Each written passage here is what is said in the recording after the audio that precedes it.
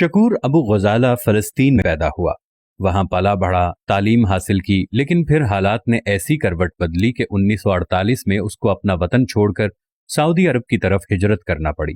اس نے ایک railway company میں ملازمت اختیار کی اور 13 سال تک کام کیا، لیکن زندگی میں کوئی بڑی تبدیلی نہیں آئی۔ اس کی خواہش تھی کہ میں نے جس طرح پرمشقت زندگی جی ہے، میرے بچوں کی زندگی ایسی نہ ہو۔ اس مقصد کے لیے وہ لبنان چلا آیا۔ یہاں اس نے ایک کے بعد ایک کام شروع کیا۔ 10 مختلف کاروباروں میں سے کبھی وہ کامیاب ہوا اور کبھی ناکام۔ البتہ ایک صبح جب وہ اٹھا تو اس کو یہ لرزا دینے والی خبر ملی کہ وہ کنگال ہو چکا ہے۔ اس نے جس بینک میں اپنا سرمایہ رکھا تھا وہ سارے کا سارا ڈوب گیا ہے۔ یہ خبر اس پر قیامت بن کر گزری۔ وہ شدید مایوس ہو گیا، لیکن ابھی زندگی کا کھیل باقی تھا۔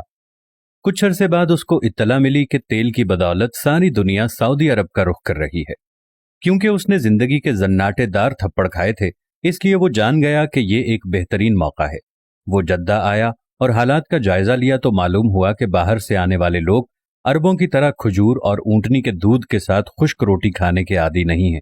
انہیں ماڈرن خوراک چاہیے جو سستی بھی ہو اور لذیذ بھی۔ اس نے ایک مشہور کمپنی کی ایجنسی خریدی اور فرائیڈ چکن کا کام شروع کیا۔ دکان میں بجلی نہ ہونے کے باوجود بھی اگلے 2 سالوں تک اس نے نہ دن دیکھا نہ رات، اور خوب محنت کی۔ وہ رات کو 12 بجے تھکا ہارا گھر لوٹتا تو اس کے لباس سے تیل کی بو آ رہی ہوتی، لیکن اس سے زیادہ وہ اس بات پر پریشان تھا کہ سخت محنت کے باوجود بھی فروخت اچھی نہیں ہو رہی تھی۔ اسی دوران اس پر یہ خوفناک انکشاف بھی ہوا کہ وہ کینسر کے مرض میں مبتلا ہو چکا ہے، لیکن اس بات کو اس نے اپنے اعصاب پر سوار نہ کیا اور جی جان سے محنت کرتا رہا۔ کچھ ہی عرصے میں اس کا کاروبار چل پڑا، لیکن اس میں اب اپنی بیماری سے لڑنے کی ہمت نہیں رہی تھی۔ چنانچہ 1976 کو وہ اس دار فانی سے کوچ کر گیا۔ شکور ابو غزالہ کی وفات کے کچھ عرصے بعد ایک دن اس کے بیٹے کو فون آیا۔ دوسری جانب ریستوران کا مینیجر تھا جو بتا رہا تھا کہ سر، مدینہ روڈ والے ریسٹورانٹ کا آج افتتاح ہے، لیکن ریسٹورانٹ کھلنے سے پہلے ہی گاہکوں کی 100 میٹر طویل لائن لگ چکی ہے جو ہمارے فرائیڈ چکن کے لیے بےتاب ہیں۔ آپ کو اگر سعودی عرب جانے کا اتفاق ہوا ہو تو آپ نے وہاں کی مشہور سوغات البیک کا مزہ ضرور چکھا ہوگا۔ آپ کو جان کر حیرت ہوگی کہ یہ برانڈ اپنی پروڈکٹ کی تیاری میں وہی چیزیں استعمال کرتا ہے جو باقی لوگ کرتے ہیں، لیکن اس کے باوجود بھی اس کا ایک پیکٹ حاصل کرنے کے لیے لوگ لمبی قطار میں کھڑے ہو کر انتظار کرتے ہیں۔ ایک عام سی پروڈکٹ کی اس قدر مقبولیت کے پیچھے آخر راز کیا ہے؟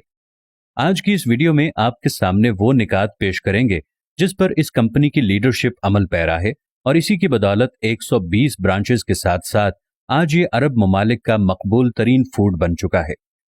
اس فوڈ برانڈ کے بانی شکور ابو غزالہ نے اللہ کو اپنے بزنس میں پارٹنر بنا لیا تھا۔ رات کو وہ جب دن بھر کا حساب کتاب کرنے بیٹھتا تو جس قدر پیکٹس فروخت ہوتے، فی پیکٹ وہ 1 ریال صدقہ کرتا۔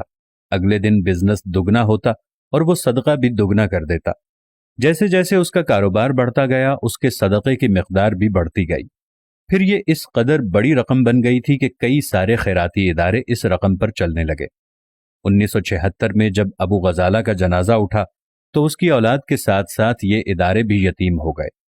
باپ کی وفات کے بعد جب اس کے بیٹوں کو اس خفیہ پارٹنرشپ کا پتہ چلا تو انہوں نے اس روایت کو برقرار رکھنے بلکہ فی پیکٹ 2 ریال صدقہ کرنے کا فیصلہ کیا، اور پھر اللہ تعالیٰ کے ساتھ شراکت داری کی برکت سے مختصر عرصے میں یہ برانڈ دنیا بھر میں مشہور و معروف ہو گیا۔ جی ہاں، یہ البیک کی بات ہو رہی ہے۔ جو سعودی عرب گیا ہے اس کو اس بارے میں ضرور پتا ہوگا۔